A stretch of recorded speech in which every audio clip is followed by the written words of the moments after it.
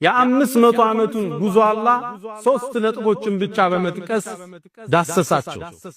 የመጀመሪያው ያደረገው ጉዞ ወደ ምዕራብ ነበር፣ ፀሐይ መግቢያ። አላህ ለዚህ ኃያል ንጉስ ኢና መከና ለሁ ፊል አርድ ምድር ላይኛ አስመቸነው አለ፣ አደላደልንለት፣ ሁሉ ነገር ሰጠ። ወአተይናሁ ሚን ኩል ሸይኢን ሰበባ የሁሉንም ነገር ምክንያት ሰጠነዋል። ዕውቀት ተሰጥቶታል፣ ብረት ተሰጥቶታል፣ ሰራዊት ተሰጥቶታል። የምህንድስና ዕውቀቱ የተለየ ነው። የሊደርሺፕ ጥበቡ ላይ የደረሰ ነው። አማካሪዎች አሉት፣ የቋንቋ አስተርጓሚዎች አሉት። የሁሉንም ነገር መንገድ ምክንያት ሁሉን ነገር ሰጠነዋል። ታዲያ ይሄን ምክንያት ተጠቅሞ እጁ ላይ ያለውን የተሰጠውን ስጦታ ተጠቅሞ ወደ ፀሐይ መግቢያ ተንቀሳቀሰ። ወደ ፀሐይ መግቢያ እዛም እንደደረሰ ፀሐይቱ ወደ ጥቁር ጭቃ ወደሚመስል ስትጠልቅ አያት ይላል አላህ። ወንዙ ላይ ደረሰ፣ ጫፍ ደርሶ ከደረሰ በኋላ ወንዙን ማለፍ አልቻለም። ፀሐይዋን ግን ተመለከታት ስትገባያት፣ የአድማሱ ጫፍ ላይ ተመለከታት። ጥቁር ጭቃ ውስጥ ምትገባ ይመስል ነበር ምንጩዝ። ከዛም ሰዎችን አገኘ። አላህ መመሪያ ሰጥቶ አንተ ዙልቀርነይን እነዚህ ሰዎች ላይ ምትፈልገውን እርምጃ ውሰድ አለው። እሱም ላመኑት ሊሸልም ላላመኑት ሊቀጣቸው ቃል ገብቶ ይሄን ቋጭቶ ወደ ምስራቅ ተጓዘ፣ ወደ ፀሐይ መውጫ ተጓዘ። ልብ በሉ ከደቡብ ወደ ምስራቅ የምድር ጫፍ ስንት ጉዞ እንዳረጉ ሰቡ፣ ስንት ታሪክ እንዳደረገ ሰቡ፣ ስንት ዳኝነት ስንት ጦርነት እንዳረገ ሰቡ። ግን አላህ ሚንሁ ዚክራ ትንሹን ነው ምነግራቸዋል፣ ሰፊ ታሪክ። ወደ ምስራቅም ሲደርስ ፀሐይ ስትወጣ አገኛት።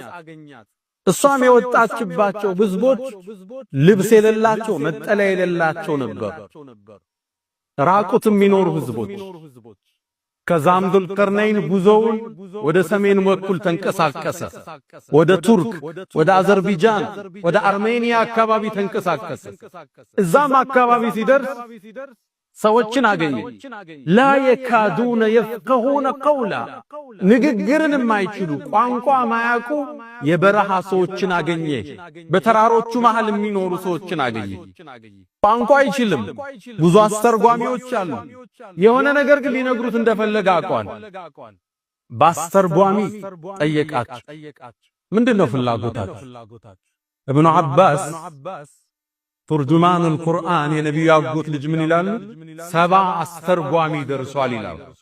በሱና በነሱ መሃል ልብ በሉ። ከእንግሊዘኛ ወደ ፈረንሳይኛ፣ ከፈረንሳይኛ ወደ ኦሮምኛ፣ ከኦሮምኛ ወደ አማርኛ፣ ከአማርኛ ወደ 70 አስተርጓሚ ተሸጋግሮ መልእክታቸው ይደርሰዋል።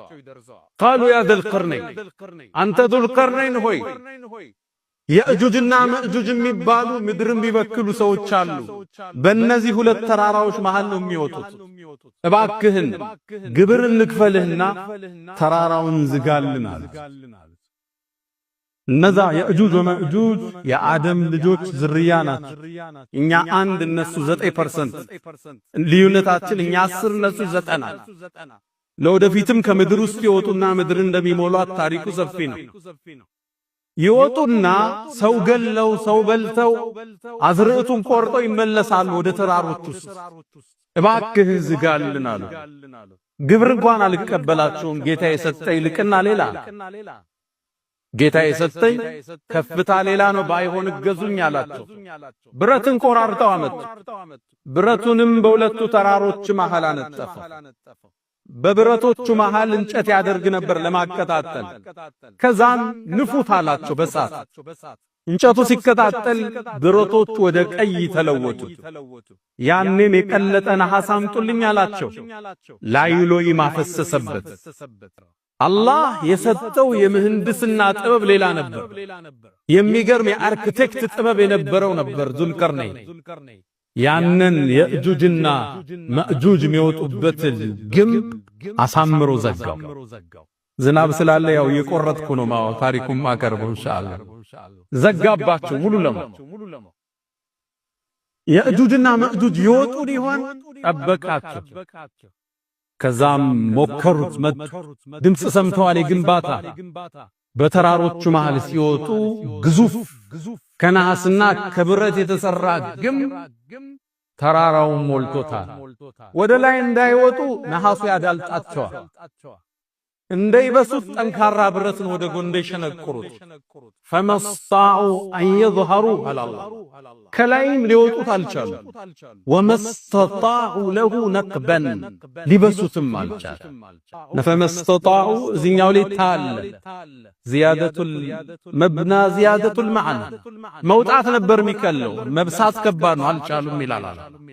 ይህን ጸጋ ይህን ጥበቡን ይህን የምህንድስና ልቀቱን ሲያይ ራሱን አላኩራራም። ቃል هذا ይህ የጌታዬ ችሮታ ጥበብ የሚሰጥ የእውቀት የሀብት የመግባባት የመወደድ ሰው ጋር መኖር ልጆች መኪና ሀብት ንብረት ይህ የጌታዬ ችሮታ እኛ ዘንድ ምን አቅምና ኃይል አለ?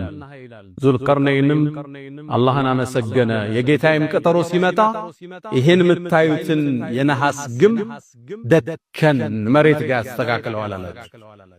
ዙልቀርነይን ምድርን የዞረ ምድርን የጠወፈ ፍትህን ያስፋፋ በደልን ከስሩ የቆረጠ ተውሂድን ያሰራጨ እስልምናን ያዳረሰ የአላህ ምርጥ ባሪያ